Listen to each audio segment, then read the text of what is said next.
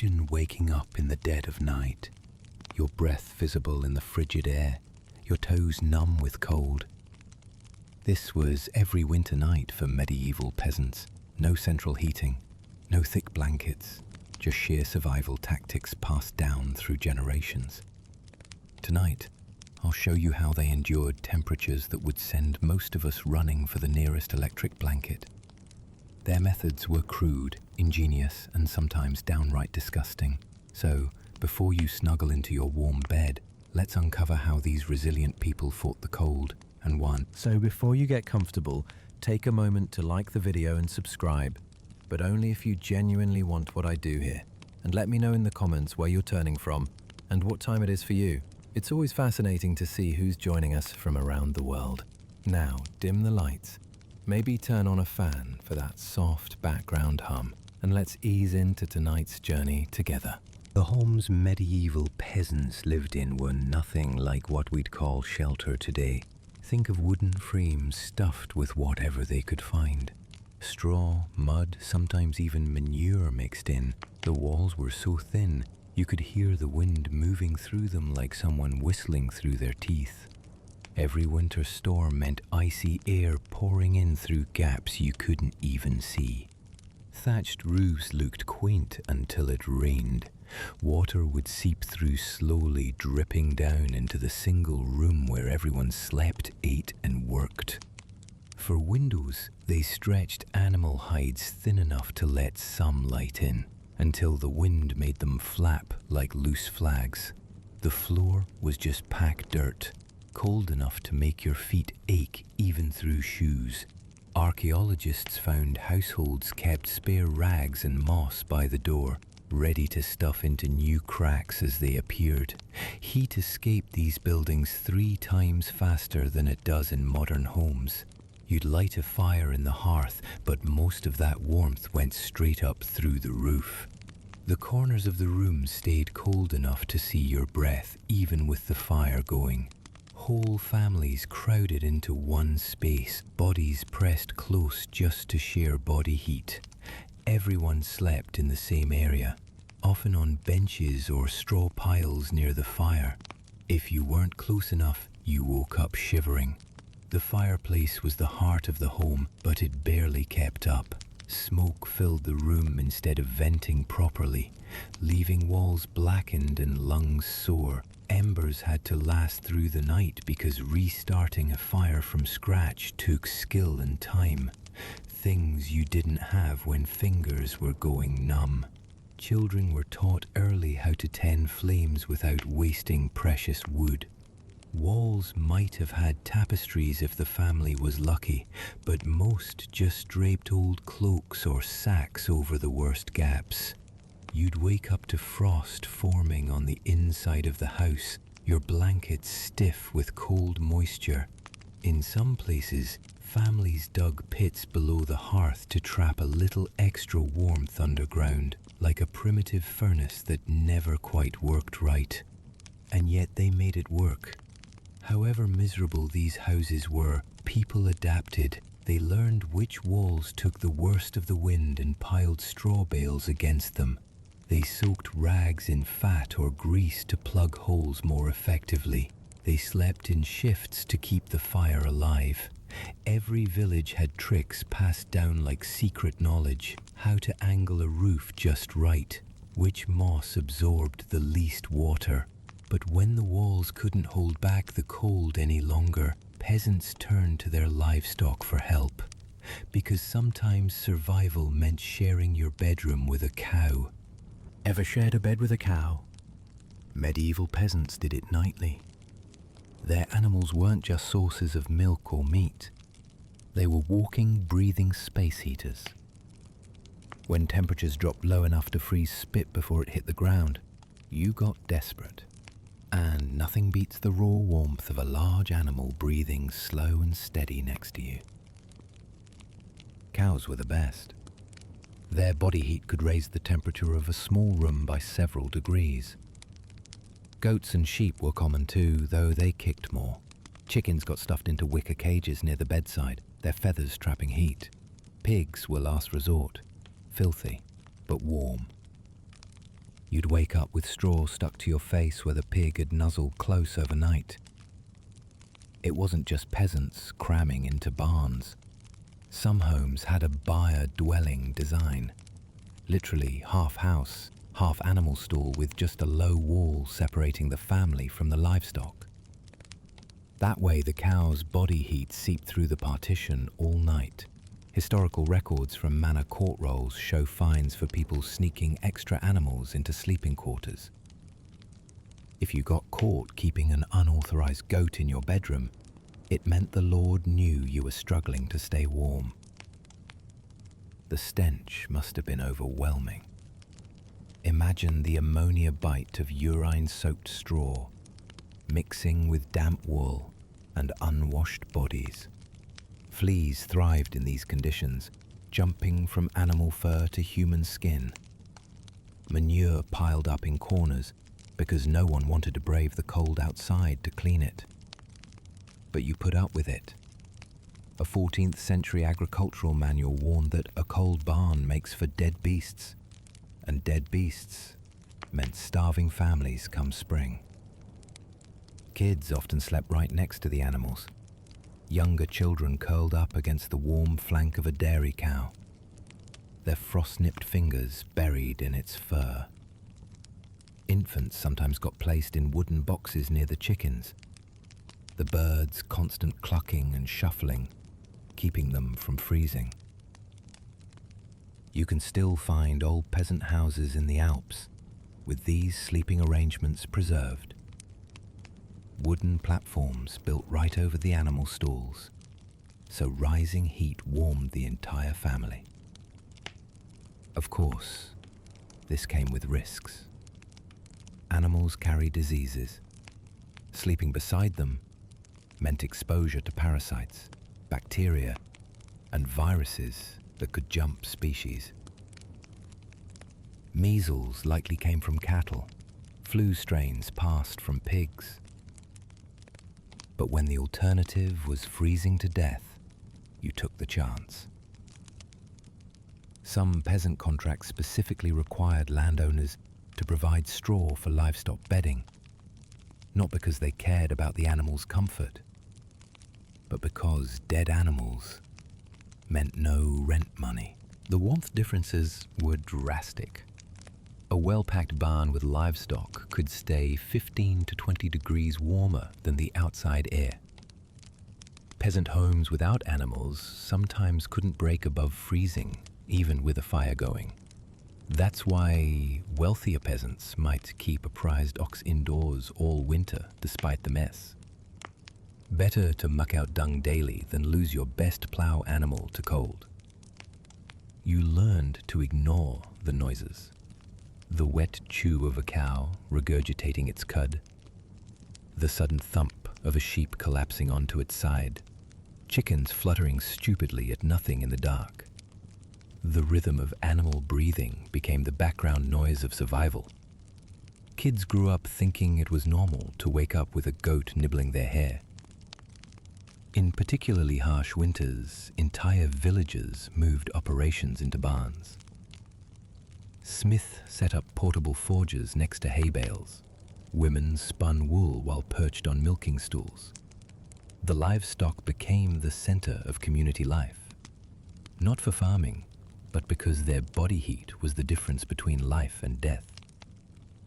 It wasn't pretty, it wasn't clean, but when your breath froze on your lips the moment you stepped outside, you welcomed the hot, smelly breath of livestock on your neck. Because sometimes survival smells like wet wool and manure. And when even animal warmth wasn't enough, peasants turned to another trick: keeping fire alive through the bitterest nights. Because letting the flames die wasn't just an inconvenience. It could kill you. A dead fire in winter wasn't just inconvenient, it was deadly. Medieval peasants couldn't flick a lighter or turn a dial. They had embers or nothing. Keeping those coals alive through the night was a skill passed down like a family secret. They called it fire banking, and it was the difference between waking up shivering or not waking up at all. The process looked simple but wasn't. Before bed, someone would scrape the hearth clean, then carefully pile hot coals into a mound at the center. Dry ash got sifted over the top like a thick blanket. Not too much, you'd smother the heat. Not too little, the cold would kill it. Some families swore by adding a damp clump of moss to slow the burn. Others insisted on only bone-dry ash. Get it wrong, and you'd wake to a black, lifeless pit. Archaeologists find fire-tending tools in peasant homes. Small iron pokers, flint strikers, worn smooth from use. Children practiced with them early, their small fingers learning to arrange kindling just so. Parents taught kids to listen for the tink of flint on steel, to watch for the first wisp of smoke from char cloth. By 6 or 7, a child might be responsible for keeping watch through part of the night, feeding twigs to the faintest glow under the ashes. Peasants argued about techniques. One village might insist on banking fires clockwise, to follow the sun. Another swore by crisscrossing sticks over the coals. Travelers traded fire-keeping tricks like valuable gossip. A house with a reputation for keeping good embers became popular. Neighbors might borrow coals in exchange for favors. Come midnight, someone would poke at the ashes, holding their breath until they spotted that ruby glow. Going out to beg fire was dangerous. Winter nights were pitch black, paths icy. If your hearth died completely, you'd have to knock on doors, hoping someone had spare coals. Not all did.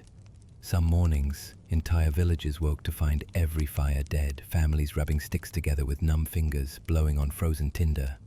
There's a reason medieval court records mention fire loans. People sued over unpaid ember debts.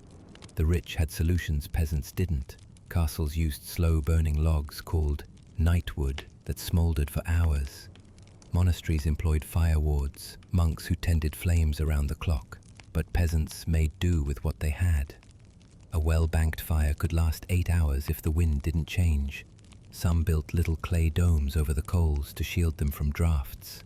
Others slept in shifts, taking turns to nudge the embers awake. Failed firekeeping left marks. Frostbite crept up fingers and toes first. Children's coughs turned worrisome by midwinter. Lung damage from breathing too cold air all night. The elderly suffered worst. Joints stiffened in the chill until they couldn't rise from bed. Households with weak fires smelled different. Less wood smoke, more musty wool and unwashed bodies. You could tell a struggling family by how often they sent kids to borrow kindling. Fire tools became sacred objects. A good flint striker got passed down like jewelry. Women tucked charcloth, linen scorched to catch sparks easily, into pouches at their belts. Lighters came in wooden cases to keep them dry. When someone died in winter, neighbors checked first for spare tinder before dividing other belongings. Weird rituals grew around hearths. Some villages refused to let redheads tend fires, claiming they drew the heat out. Others believed spitting into the ashes just once made coals last longer. Certain days were fire lucky. The eve of St. Bridget's feast, for instance, when all household flames got ritually extinguished and relit. The fireplace wasn't just for warmth. It cooked food, dried sodden clothes, hardened glue for repairs. Losing it meant losing everything. That's why peasant contracts sometimes included firewood rights, not for comfort, but survival. A night's faggot of bound twigs was part payment for some labourers, and yet even a perfect fire couldn't stop the cold coming up through the floor. That's why medieval beds weren't just for sleeping, they were desperate insulators against the frozen ground. Because when your feet stayed cold all night, no amount of fire kept death at bay. That straw bed you're picturing, it wasn't some romantic farmhouse aesthetic. Medieval peasant beds were wooden frames with maybe an inch of scratchy straw if you were lucky. The kind where you'd wake up with imprints of the slats on your back because everything compacted overnight. Wealthy folk had feather mattresses stuffed with goose down. Peasants got whatever dried grasses they could scrounge before winter hit. The straw did 3 things poorly. It itched, it flattened, and it hid fleas. Within a week of fresh bedding, you'd be sleeping on what felt like a sack of twigs.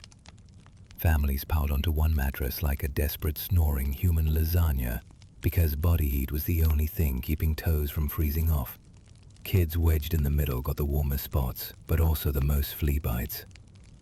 Elders took the edges where cold drafts crept in. Replacing straw was a seasonal chore. You'd haul out the old matted clumps now mixed with lice eggs and skin flakes, and hope the new batch lasted until spring. Fresh rushes smelled sweet for about 2 days before blending seamlessly with dirt, food scraps, and whatever else wandered in. No amount of shaking the bedding got rid of the fleas. They lived in the floor cracks and walls, waiting for nighttime. Historical records describe beds alive with movement, and they weren't talking about sleepers. Fleas swarmed so thick that people tied cloth around their wrists and ankles to keep them from crawling up sleeves. Lice were constant companions too. You'd find them behind ears, in eyebrows, thriving in the seams of wool clothes that never got washed properly. Scratching was background noise in every peasant home. Sleep positions mattered. You learned to curl tight to conserve heat, arms tucked against your chest like a dead spider. Stretching out meant exposing skin to air cold enough to wake you shivering. Some slept sitting up against walls to avoid damp floors. Others fashioned primitive pillows from rolled-up cloaks, though these often became flea motels by midwinter. Waking up with straw in your mouth was normal since turning over disturbed the rotting bedding. Bed frames were a luxury. Many peasants slept on straw piles right on the dirt floor, which sucked warmth from your body all night. If you had a frame, it was usually just planks with pegs, no box springs, no padding. The wealthiest peasants might stuff sacks with wool scraps, but these tended to get stolen if left unattended. Travelers complained loudly about inn-beds being no better than cattle stalls. Infants got the worst deal. Cradle designs often suspended babies near ceilings where smoke collected, supposedly to keep them warm. But really, it just gave them lung problems. Swaddling clothes stayed on for days at a time, trapping sweat and filth against their skin. Some medieval medical texts warn about mothers rolling onto babies in shared beds, a real risk when everyone slept in a heap. Bedbugs weren't picky. They'd infest straw, wood, even the walls. Peasants burnt sulfur or strewed wormwood leaves to drive them out, but nothing worked for long. The bugs could survive frost that killed people, emerging hungrier when you finally got warm. Bite marks covered necks and ankles by morning. Tiny blood blisters forming under dirty fingernails from scratching. A good night's sleep wasn't about dreams, it was about waking up with all your toes still attached. Rest came in short bursts between adjusting positions and swatting at fleas. Couples slept back to back to share warmth, but any movement risked waking the other person. Those who slept alone often didn't wake up at all in deep winter. Yet somehow these beds were still better than the alternative, sleeping outside. Peasant houses might be drafty, flea-ridden and stinking of wet straw, but they trapped just enough heat to keep frostbite at bay. When morning came, you'd shake out your clothes to dislodge night visitors, stretch stiff limbs, and be grateful the bed didn't kill you this time. Because in winter, survival wasn't about comfort. It was about stacking enough small advantages: straw instead of dirt, a shared blanket, a corner away from drafts, to see dawn. And dawn meant another day to gather wood, tend animals, and maybe, just maybe, steal an extra hour of restless sleep tomorrow night. But staying warm wasn't just about beds. The poorest families had to make brutal choices about who got the prime sleeping spots, decisions that could literally mean life or death. Sleeping wasn't about comfort in medieval winters. It was a carefully planned defense against the cold. Families arranged themselves like human firewood, each person positioned for maximum heat retention and minimum frostbite risk. The strongest adults took the edges, their bodies forming a living barrier against drafts seeping through the walls. If you were old or very young, you got the prime spot nearest the hearth. This wasn't generosity, it was survival math. Infants and grandparents died first in extreme cold. Their bodies couldn't regulate temperature as well, so they got placed directly in the fire's fading glow. Problem was, this put them closest to smoke inhalation too. Parish records show higher winter deaths among the elderly, especially those who slept alone. Some families kept frail members sandwiched between healthier bodies, using sibling body heat as a supplement when the fire wasn't enough. Children woke with blackened toes more often than you'd think. Diaries mention kids crying from winter bites, what we'd call frostbite today. The ones who survived learned to sleep curled tight, fingers tucked in armpits to protect them.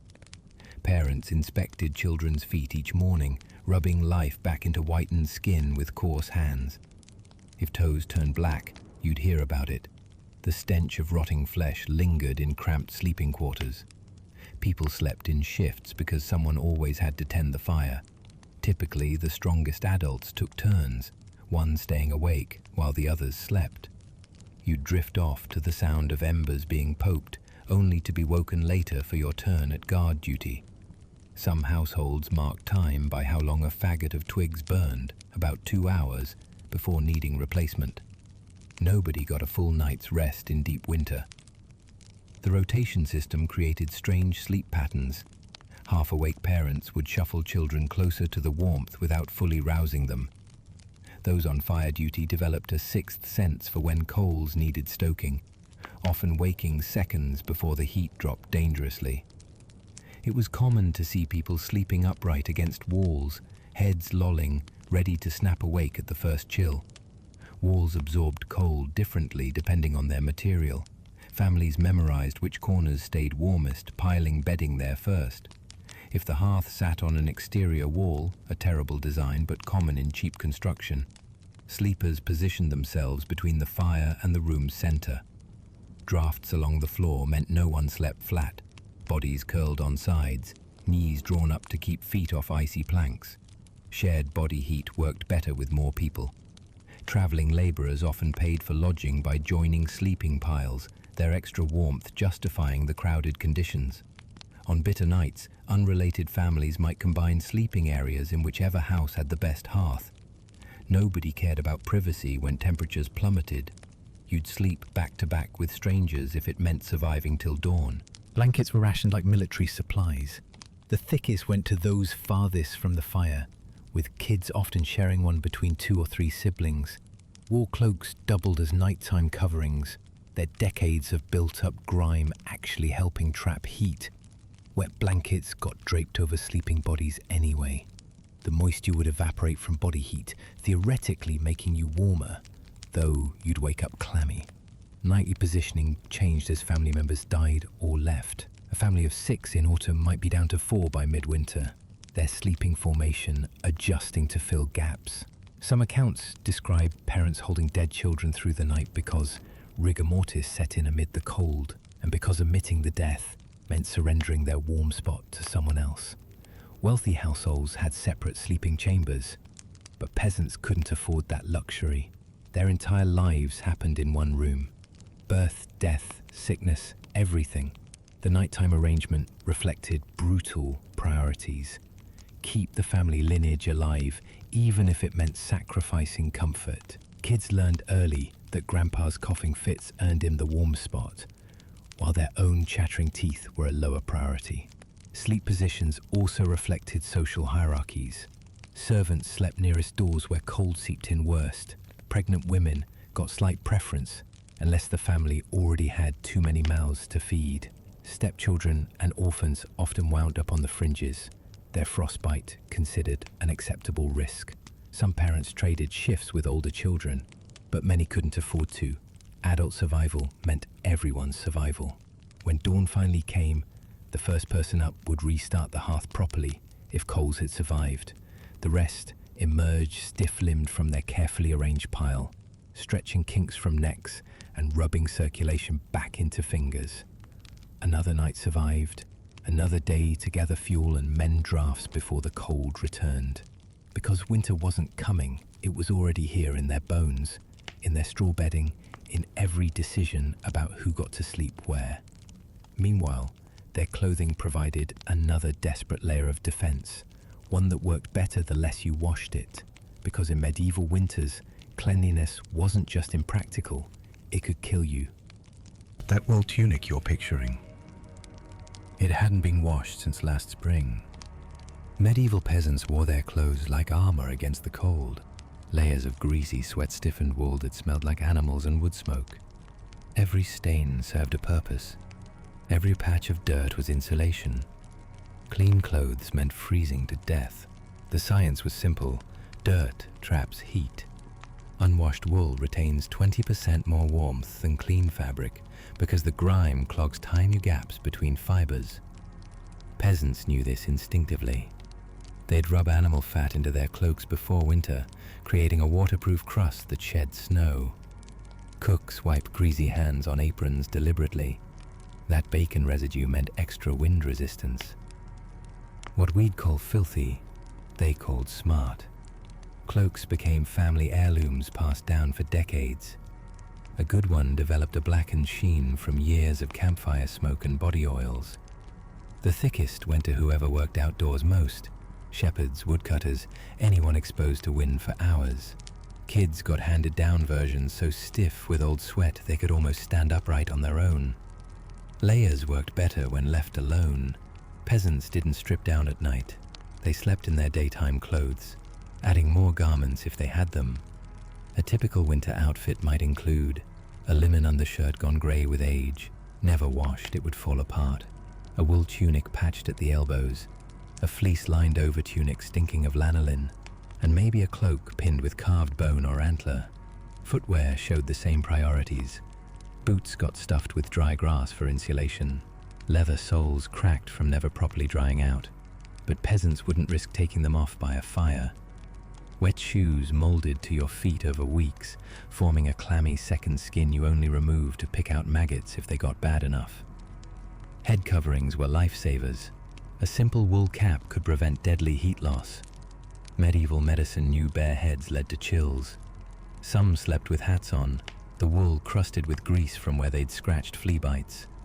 Scarves wrapped over faces created crude air filters, warming each breath through layers of grimy fabric before it hit your lungs. Children got bundled until they waddled. Parents layered undersized tunics on kids like overstuffed turnips, tying extra sleeves around their waists when arms poked through. Mittens connected by yarn prevented loss. Drop one in snow, and you might lose fingers.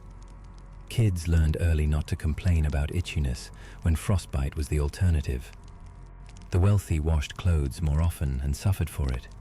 Noblemen's fine linen shirts breathed too well in winter, requiring fur linings to compensate. Peasant wool breathed less when matted with months of dirt, their version of high-tech insulation. You could spot a rich traveler by how often they shivered in their cleaner clothes. Washing meant danger.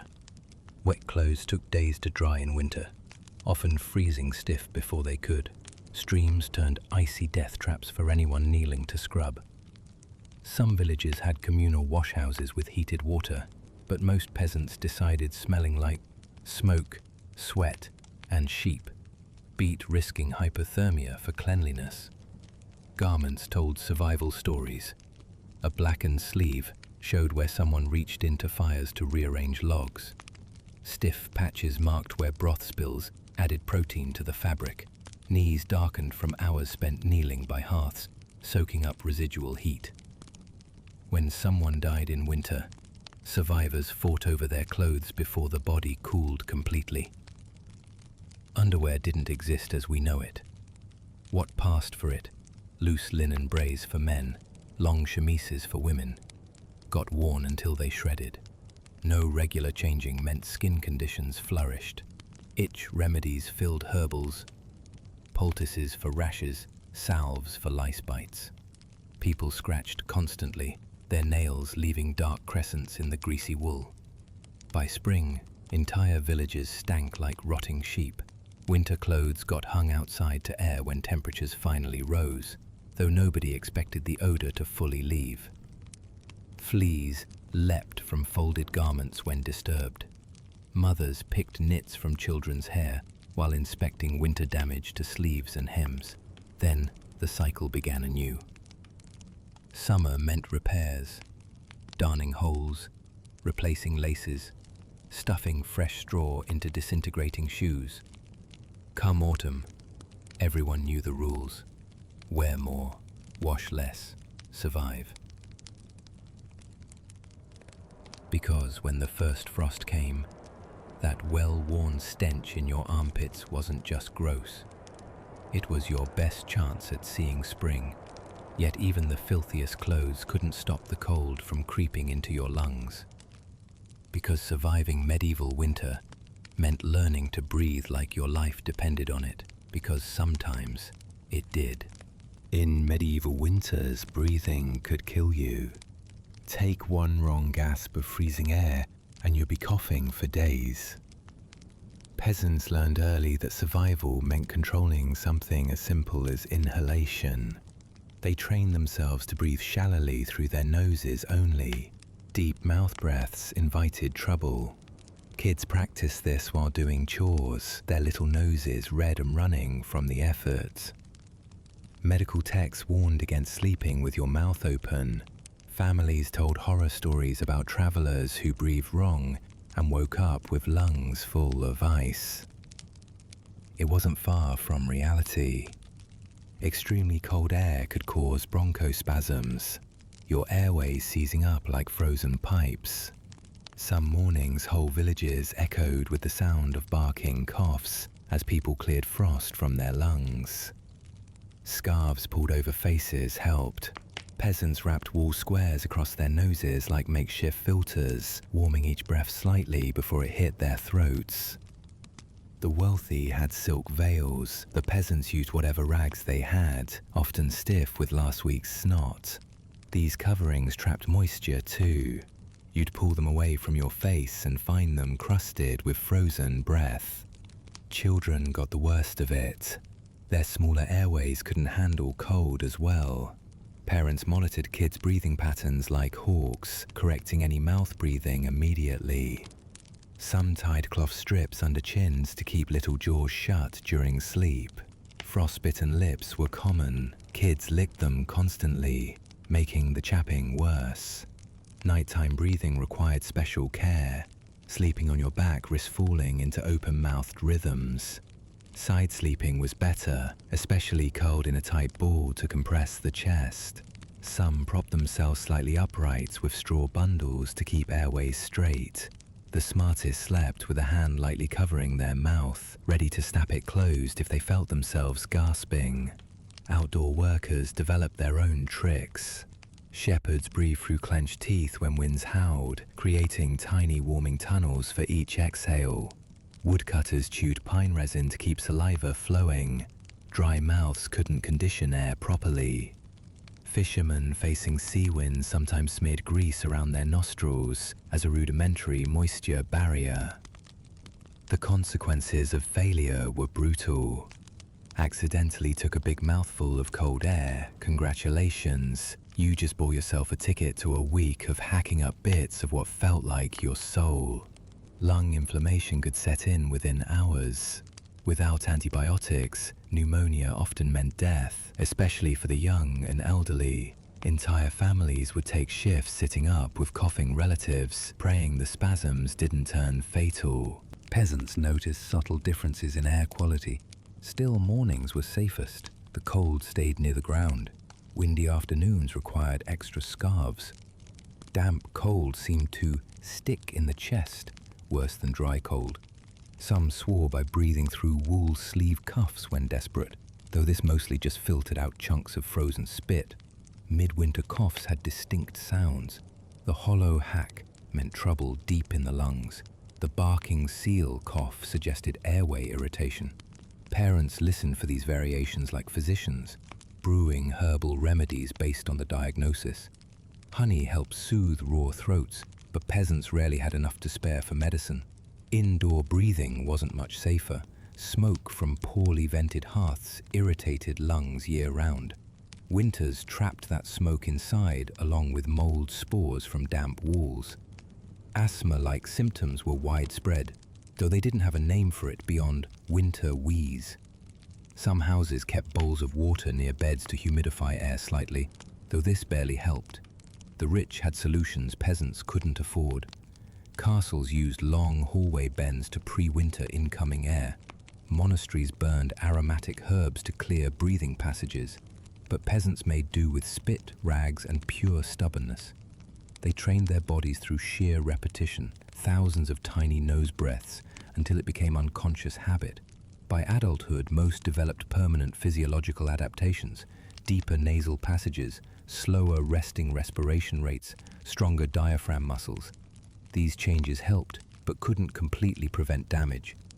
Examination of peasant skeletons shows higher rates of rib deformities from chronic coughing fits. Every winter left its mark. Come spring, villages echoed with lingering coughs, the mud season rasp, as people called it. Some never fully recovered, their lung capacity diminished by years of abuse.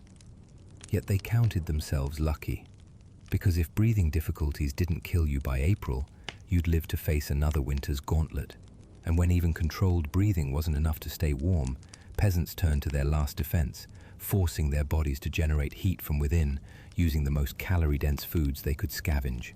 Because in medieval winters, dinner wasn't just a meal, it was fuel for survival. You didn't just eat dinner in medieval winters, you fueled your internal furnace. Peasants crammed in calories before bed because digestion produced heat. That greasy stew wasn't just supper, it was survival math. Thin people died first when temperatures dropped. Fat wasn't just insulation, it was emergency fuel your body could burn overnight. Winter meals were deliberately heavy. Cooks thickened stews with extra grains and drippings. A single pot might contain turnips, onions, parsnips, and whatever fatty meat scraps they had. Meat was rare, but when available, they chose the greasiest cuts. Pork belly over lean venison, lamb fat over rabbit. Bread got dipped in lard or animal fat before eating. Every bite aimed for maximum calories with minimal chewing.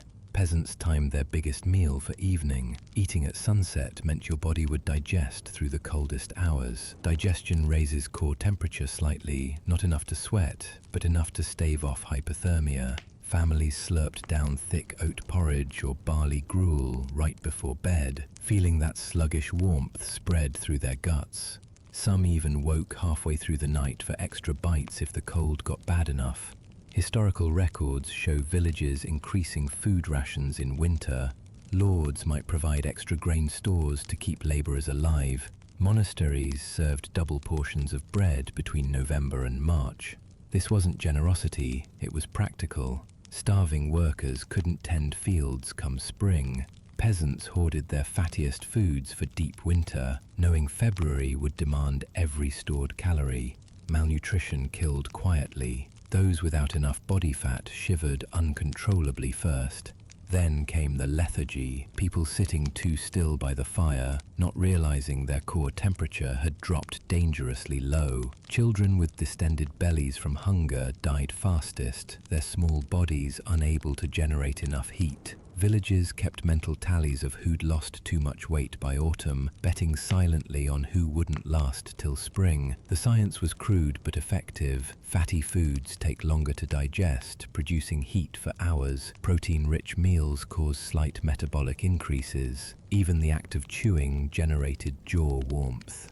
Peasants didn't know the biochemistry, but they knew stew eaters survived longer than those on thin broths. Some rubbed animal fat on their skin too, creating a greasy moisture barrier against wind chill. Portions looked nothing like modern meals. A peasant might consume over 3,000 calories daily in winter, closer to what lumberjacks eat today. Bread slabs the size of dinner plates, stew bowls deep enough to drown a small animal. They ate until physically uncomfortable because that fullness meant safety. Stopping early risked waking up shivering at 3 a.m. with an empty, cooling stomach. Food quality didn't matter. Mouldy grain got cooked into porridge after scraping off the worst bits. Rancid fat still burned calories when digested. Meat with a slight stink went into the pot with extra herbs to mask the flavor. Starvation made people less picky. You'd chew frozen raw turnips if it meant keeping your insides warm. Drinking helped too. Ale, even weak small beer, sent a flush of warmth through veins. Herbal teas brewed from whatever dried leaves they had provided, comforting heat. Some peasants swallowed spoonfuls of straight fat like medicine, chasing it with hot liquid. to ease the gulping. Avoiding alcohol was crucial, though. It dilated blood vessels, making you feel warmer while actually speeding heat loss. Kids got special treatment. Parents fed children first and most, knowing their smaller bodies cooled faster. Elders often went slightly hungry to spare extra mouthfuls for the young.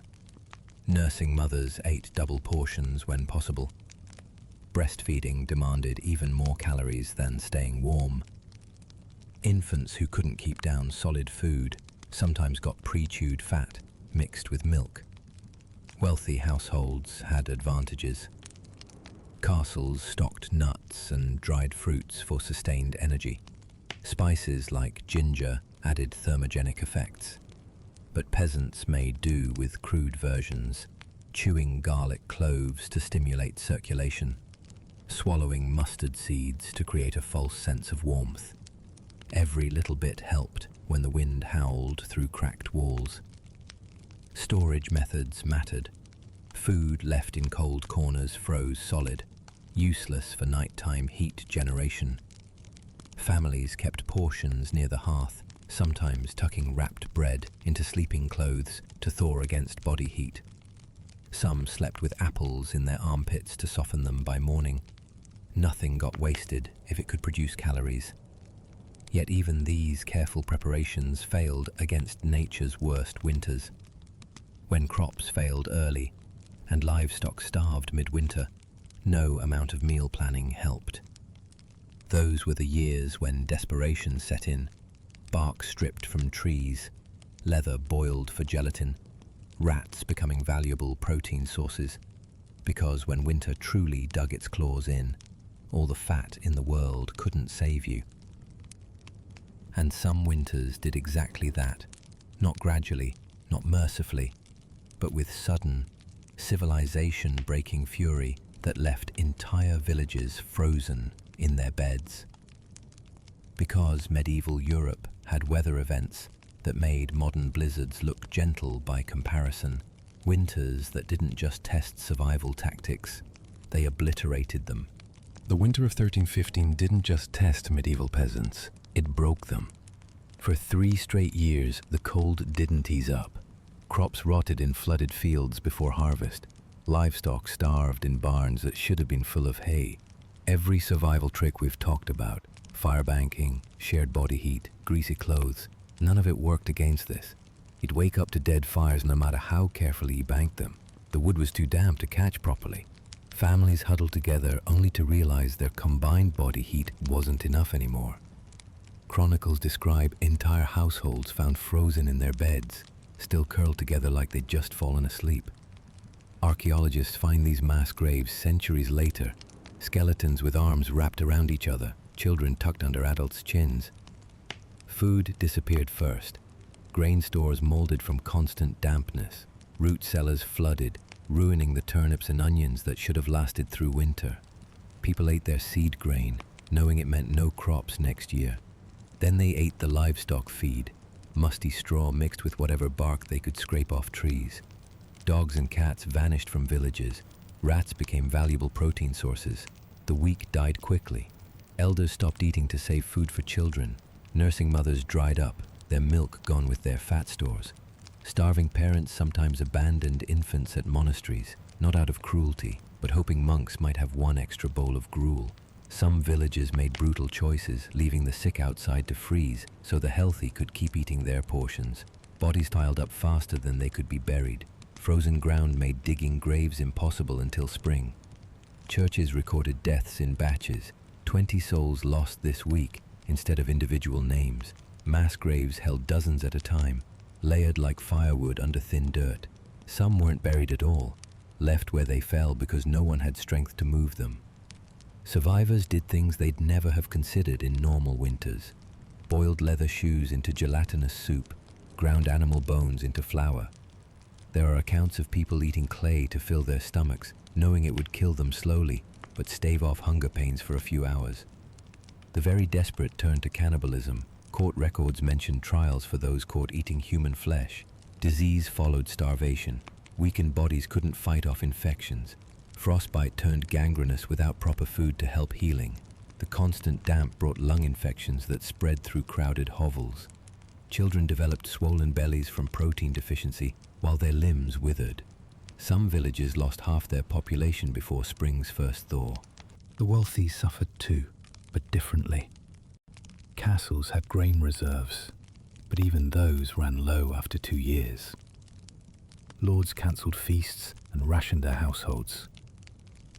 Hunting parties brought back thin game, rabbits and birds barely worth skinning. Some noble families took to eating their war horses, a last humiliation before facing starvation themselves. Churches tried to help but couldn't. Monasteries gave away their stores until they were down to 1 meal a day for monks. Priests buried people until they collapsed from exhaustion.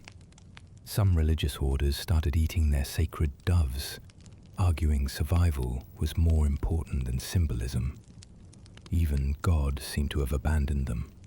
Prayers for warmth went unanswered, year after year. When spring finally came in 1318, it found broken communities. Fields lay untilled because the oxen were dead and the farmers too weak to plough. Orchards had been stripped bare of bark, killing the trees. Entire trades disappeared. No need for millers when there was no grain, for weavers when all sheep were eaten. Some villages never recovered, their empty houses slowly collapsing into the mud. Those who survived carried the scars. Children who lived through the famine grew up shorter than their parents, their growth stunted by malnutrition. Families told horror stories to grandchildren decades later. How Aunt Agnes gave her portion to the baby until she faded away. How Uncle Tom ate rats raw because the fire wouldn't light. The trauma shaped generations. Yet, somehow, against all odds, they rebuilt. The peasants who outlasted the Great Famine went back to their fields with whatever seeds they could scrounge. They bred new livestock from the handful of animals that survived. They patched their leaky houses and started again. Because that's what humans do. We endure, even when winter wins. Which makes their everyday winter survival tactics even more impressive. Because if they could make it through normal winters with just straw beds and animal heat, imagine what our modern comforts would seem like to them. Your electric blanket would have saved whole villages. Your thermostat would have been worth more than gold. That little thermostat dial on your wall would have seemed like witchcraft to medieval peasants. The simple act of adjusting your home's temperature with a finger flick would have saved entire villages. We complain when our bedrooms dip below 65 degrees. They fought just to keep their children's fingers from blackening with frostbite overnight. Modern winter is a luxury built on centuries of their suffering. Central heating isn't just convenient, it's a revolution. Medieval homes were essentially very enthusiastic wind tunnels with a roof, losing heat 3 times faster than modern structures. Today's insulated walls retain warmth 10 times more efficiently. Your double-pane windows do more to block cold than their animal hide coverings ever could. Even cheap apartment heating outperforms the finest noble's castle from 1400. That space heater you barely think about, it produces more consistent warmth than a medieval family could have dreamed of. We've lost something in all this comfort, though. Peasants survived through communal closeness we can't imagine. Whole families slept in single rooms not just for warmth, but because separation meant death. Neighbors shared fire-starting supplies like we share Wi-Fi passwords. When your survival depended on others daily, you built bonds deeper than our modern likes and group chats. Their resourcefulness put our prepper stashes to shame. They could make insulation from moss and heating pads from odd stones. Clothing tells the same story. You throw on a polyester jacket and call it a day. They wore half their wardrobe at once, layering unwashed wool that trapped heat through sheer filth. Your electric blanket, at its highest setting, gives more reliable warmth than their prized fox fur cloaks passed down 3 generations. That vintage look sweater you bought last week, it's a sanitized imitation of garments that literally kept people alive through blizzards. Food shows the starkest contrast. You grab takeout without considering calories. They crammed fatty stews before bed because digestion heat could mean surviving till dawn. Your midnight snack is chips. Theirs was lard spread on stale bread because fat was fuel. Modern diet culture would have gotten entire families killed. Thinness wasn't attractive. It was a death sentence when every morning that you woke up still breathing was considered a minor miracle. Health risks barely compare. You worry about dry winter skin. They faced frost-bitten lungs from breathing wrong. Your worst case is a cold. Theirs was gangrene setting into toes because damp wool froze overnight. Modern medicine can fix most winter ailments. Medieval families could only watch as coughs turned fatal and chilblains became infected. That bottle of lotion on your dresser would have been more valuable than gold to prevent cracked, bleeding hands. Even our buildings are safer. Their hearths filled homes with smoke, not ideal for breathing, but better than freezing. You've got vents and air filters. Their kids grew up with soot-lined lungs. Yours complain about dry air from central heating. That faint hum your furnace makes, it's doing quietly what took medieval families hours of back-breaking wood chopping and fire tending to achieve. We've gained comfort, but lost resilience. You panic during power outages. They survived months without any electricity at all. Your emergency kit is a flashlight and some granola bars. Their entire existence was an emergency kit. That survival show you watch for fun, it was their daily reality, except with real stakes and no camera crew coming to help. Yet, we shouldn't romanticize their suffering. However impressive their endurance, no one should have to sleep with livestock for warmth or risk losing fingers to frostbite. Modern heating isn't soft. It's progress, paid for by generations who had no other choice. Your great-great-grandparents might have been those peasants, freezing so you wouldn't have to. So tonight, when you reach for that thermostat, remember what it replaces. That dial controls more consistent warmth than kings enjoyed centuries ago. Your chilly bedroom is warmer than their best winter day. The simple act of sleeping through the night without shivering is a historical marvel they'd trade years of life to experience.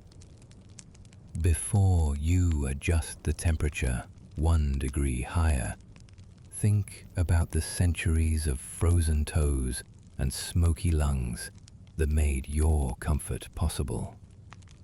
Because history isn't just about remembering how far we've come. It's about appreciating what we no longer have to endure. Medieval peasants didn't just survive winter, they weaponized every scrap of knowledge against it. Their lives were a masterclass in making misery work. Flea-filled beds that warmed, greasy clothes that insulated, livestock roommates that saved lives. Tonight, when you crawl under your electric blanket, think about what it replaces.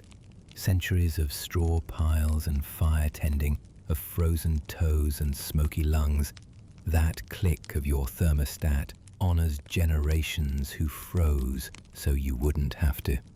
Let me know in the comments where you're curled up tonight, and whether you'll look at winter the same way now. Dim the lights, settle in, and remember, warmth is history's greatest luxury.